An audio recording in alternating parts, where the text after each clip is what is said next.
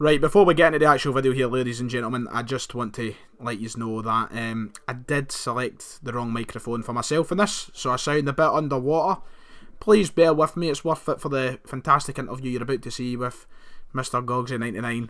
So, you know what, just ignore it. It's the one time I make a mistake like this, I swear. Anyway, into the video.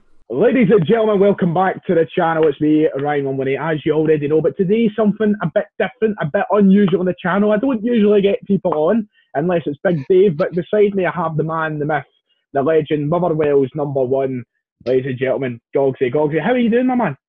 I'm absolutely fine. I've had a bit of symptoms from the COVID, but apart from that, I'm absolutely Jim Dandy. I didn't know that. That was something you kept quiet on. I didn't know you had symptoms. It was just something I didn't feel like it was needed to be made public. It's one of the ones you just, take it, let it go past, and then go on with life as normal. Exactly, just put life on hold for 2 or 3 weeks and just get back on it. Aye, well, it's been a tough time without the football, as you know, Goggsy, but today we're here to talk about football. How first off, before we get into the questions and the topic of the video, how's life with Motherwell for you? Oh, it's absolutely terrible, mate. My channel's just absolutely died. Look, listen, everybody watching this video. I'm getting about 300 views a week. Everybody watching this video, make sure to go over to Goggs' channel. Get clicking the subscribe button, get clicking the like button, because we're all in the same boat. I feel the exact same way. I'm just hoping the football manager content passes me through, but we'll pull out the big gun today. We'll pull out Goggsy. But we're going to be talking about one of the biggest talking points in football over the recent year or so, and that is the VAR. I mean, there's a lot being said about it, but I've got some questions for you, Goggs. I'm not going to be doing as much for the people watching. I'm not going to be giving as much input as what I usually would. I'm the interviewer here. I've got the guest with me, so Goggs is going to be doing the majority of the time. Yep, exactly. You're here. It's like Goggsy118. That's what we're watching here. Goggsy118. CJ would be like that. CJ I don't think he would. That is like his worst nightmare. It's a lot of people's worst nightmare, I imagine. Maybe not just him. Right. Anyway, we'll jump into it. We'll go into it. First off, Goggs, what has been your thoughts on VAR in general since the introduction of the technology and its use in stuff like the World Cup, European competition, and even the Premier League? Well, for a start, I think when they introduced it at the World Cup, I thought it was a fantastic idea. I thought they used it to perfection because the referees could actually see different angles of what was actually going on and the pre-recorded footage. However, when they introduced it to the Premier League, they used it a completely different way to everyone else because it's almost like that sort of elitist idea that the Premier League has, that they think that they're the best league in the world and they think that they've got everything above everyone else, which in some ways they are right, but I think their attitude towards the VAR was a bit different because they're just like, I just think it's because they just think they're it, basically. Yeah, I think they've got some sort of superiority sort of complex there. I know what you mean. Absolutely, mate. Absolutely. So I think it's because that it's like everyone else's way is less than ours. So I just think that we'll just go at our own and we'll try and just make it work in our own way that we want and how we feel will suit everyone else, which has completely backfired in my opinion. I was sitting there, I had my next question lined up, and you've kind of touched on it. But just to make it clear to the people, this is why I was doubting whether to ask or not. Just to make it clear to the people who are listening, what is your stance on VR? Are you a pro VR man? Are you against the idea of VR? I know myself, a lot of people will know already, I'm very against the idea of VR. I have my reasons. But yourself, do you think it's something that we should be bringing in more to the game worldwide? For a start, I want to say in Scotland, I would absolutely love VAR to be introduced worldwide. I know it's a very expensive thing, and I think it's what £250,000, and a lot of clubs, especially in Scotland, don't have that sort of cash to spend on something that's not even related to actually playing the game. It's more of a sort of thing to help the referees. But at the same time, VAR can be used completely wrongly, as I've said in England, and if it's used the correct way, like they were using it in the World Cup, I think it'd be fantastic.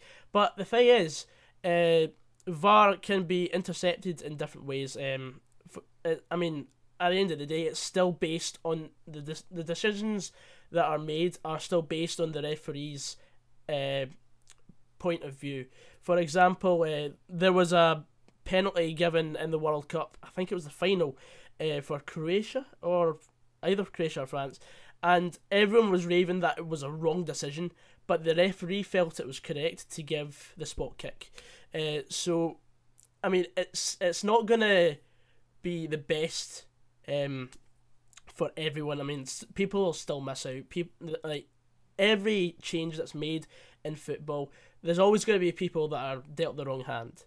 But I think if it's used the right way, to full regulations, if it's just based on a worldwide rule book, not changed to anyone's different agenda, then I think it will be a fantastic addition. Well, you spoke very briefly at the start there where you said you were involved in it in the Scottish game. You mentioned our country and how you would like it. Now, you have kind of answered when I was going to say, should VAR be used in Scotland? So if it was to be used in Scotland, how big a difference do you think it would make to not only the referees' lives and making their job that bit easier to help, rectify their mistakes on the park, but do you think it would change the landscape of how maybe the league table would look and who would be winning cups and stuff this season? Well, I think there's a stipulation based around Celtic and Rangers always getting the big calls, which I'm still a bit unsure of whether that's actually true. I mean, there's a lot of pressure on referees, especially when they go to Celtic and Rangers, because they've got the crowd. Basically 100% of them are going to be calling for a Celtic throw or a Celtic free kick or a Rangers penalty. But I love how you had to throw it in there. Definitely. But I think well, we always hear the same sort of thing every season. We always have the same thoughts, or the Scottish referees are absolutely terrible, etc., etc. I think when you look at it, and it's sort of sometimes based on, oh well, it evens itself out at the end of the season when you look back on different decisions, and sometimes when you look at it, I mean, for my team, Motherwell, as you see in the shirt in the background, one season we finished in the bottom six. We had about 7 or 8 big decisions costing us points in that season, and we had 2 or 3 back in our favour. One was a goal that never even crossed the line against Inverness, and we won the game 4-2 anyway. But in the same season, we had a disallowed goal at Partick Thistle, which cost us 2 points. We had, I think we had a big decision that Rangers cost us as well, and there was probably something against Celtic as well. But I don't want to delve into. Don't throw us under the bus. No, I'm not trying to throw anyone under. No, the bus. I know what you mean.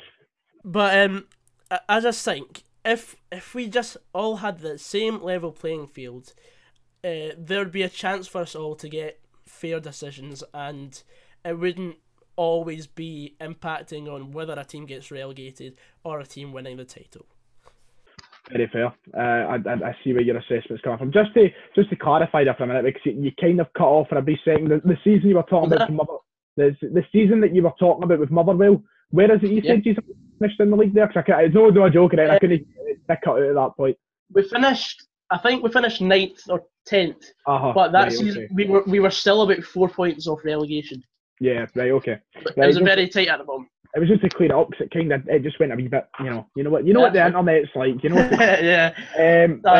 Especially I you. live in Fife, I sort of get it. Anyway, now a lot of people who talk about it coming up north of the border into Scotland have criticised the fact that it may, and it's been evident sometimes down south as well, that it may disrupt or may even completely destroy the fan atmosphere, the fan experience in the stadium.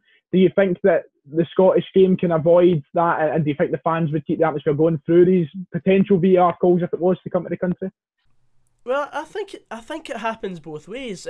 For example, the Manchester City Tottenham game in the Champions League a couple of seasons back, when Tottenham went through on away goals after a 4-3 defeat, but they still there was a last minute goal for City that got called off due to VAR. I think you still get those moments, but it's not for the teams that should be happening for. It's the other ones on the receiving end of the beneficial call of using VAR. Because I mean, when there is that thing where when you think you've scored and you're like at 100% like celebration, and then you get told you're not going through because it's been called off. That, I mean, it happens the other way for the other team. So I mean, I don't know what else to say. It's just a sort of, well, whatever happens, happens, and you've just got to accept what happens. Fair enough. Now, Scottish fans, as we know, and especially within the bigger clubs, Celtic and Rangers in particular, we know the fans are very hard to please. You know, there's always moaning and crying from either side of the old firm towards, you know, referee decisions, never mind anything else. So, do you think if the VAR system was introduced to Scotland, now on paper, this should correct the wrongs of a football match? There should be no need for crying about offside goals and yellow cards, red cards, blah, blah. Do you think it will be finally the thing that could shut up fans, or do you think it's still going to leave a split, a divide in, you know, who's happy with what? Well, the thing is, if one issue is dealt with, there's going to be another issue that's just going to be brought up again. Whether one side's happy, there's going to be another side that's not happy. I mean, if something works for Celtic, it works against Rangers, and vice versa. I think, well, for example, in the League Cup final that happened this season, when Celtic scored that goal that basically the whole of Govan was completely against. Because there was three players were about... No one was complaining at the time. But when everyone looks back, there was like three people that were like half a foot offside. Yep. But I mean, I actually got the benefit of looking back and seeing, because I was in hospitality for that game. I was behind the TV screens. Yeah. And I could see just after the goal was scored that three people were offside, but no one else around me was complaining, because they just accepted it was a goal. But the thing is, and do you think, sorry, just before you move on, do you think that, like, a lot of people complained about the refereeing performance that day and the linesman? Do you think sometimes it is genuinely just a very hard job to spot these things? Because Rangers fans and even Celtic fans as well will go on and they'll berate these referees about stuff like that. But it's literally, you know, it's hard to spot with the human eye at times. I mean, that is, as you said, sometimes it can be marginal, sometimes it can be big. But do you think sometimes it is just a genuine mistake and it can't be helped? Yeah, absolutely. I mean, the thing is, a referee's performance is usually judged on one mistake. They can coast through a game. Like, I've coasted through games that I've refereed, and then I've made one mistake where I've just thought, did I give a right call there? Was that a penalty? Was that a free kick that led to a counter attack that led to a goal? It's just that sort of thing. Usually with refereeing a game is so difficult. It's the hardest job in the world, 100%. Because there's always going to be someone shouting at you, calling you names, calling you this, that, and the other under the sun. And you've just got to sort of move on and just think, now, if I had given that decision, there'd be 30,000 people not calling for my name at full time. So it's a very difficult thing. It's just a thing where you think, if I had hindsight 10 seconds before of what's going to happen, then I would change what I'm going to give, because that's just how it is sometimes. I mean, I don't know if you remember what the point was when I interrupted you, but if you do remember, feel free to finish it. I did cut you off to ask that question. I don't know if you remember where you were going with it. No, I was just saying something about hindsight, and then I got it across in the last passage. Right, But it's so good. A professional at his game, Mr. Goggsy99. Couple more questions. Finally, do you think that VAR ruins a sort of... It was, I believe, Graham Potter of Brighton who said this earlier in the season. He said, look, life does mistakes. People make mistakes. Things happen, but it kind of mends the way that life goes. It kind of, dictates where you're kind of going.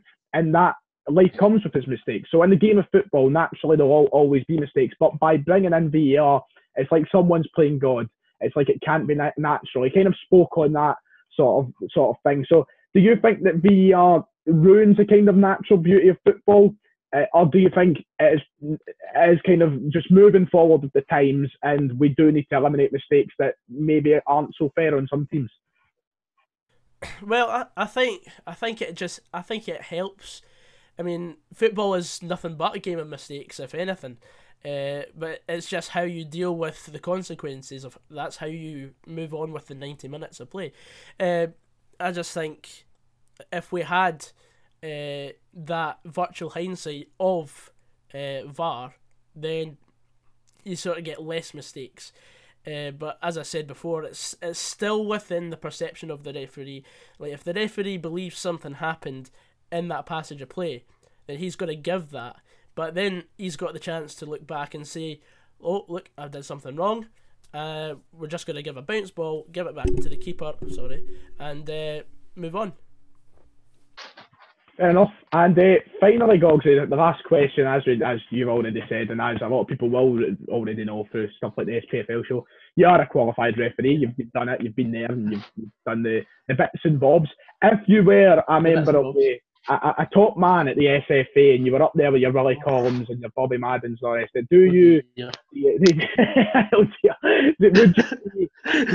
would you be wanting VAR on your side? Do you think it would ultimately make your job easier, or do you just want to get on with it, referee, and take the game? Absolutely, absolutely. I mean, it's still ballsy to actually go across and review the VAR decision. But the thing is, VAR doesn't make the decisions. It's still the referee. VAR just helps with the footage. It just assists the referee. It's your sort of sixth man, because you've got the two linos, you've got the two guys behind the goal in UEFA matches, and then you've also got the fourth official. So it's the sort of seventh man. Just is there to finalise your decision. It's basically. I mean, when you've got the Scottish game right now, you've only got your sort of people doing the microphone just saying, oh, what was that there? Or do get spat at me. Okay. Is there any footage? No. No. I can only go with what you're saying, so I've got to send them off then. But if you've got video footage, then you'll see that linesman could be lying, could be telling the truth. But it's just football's always in a sort of case of he said this, he said that. It's just a game of point scoring, isn't it?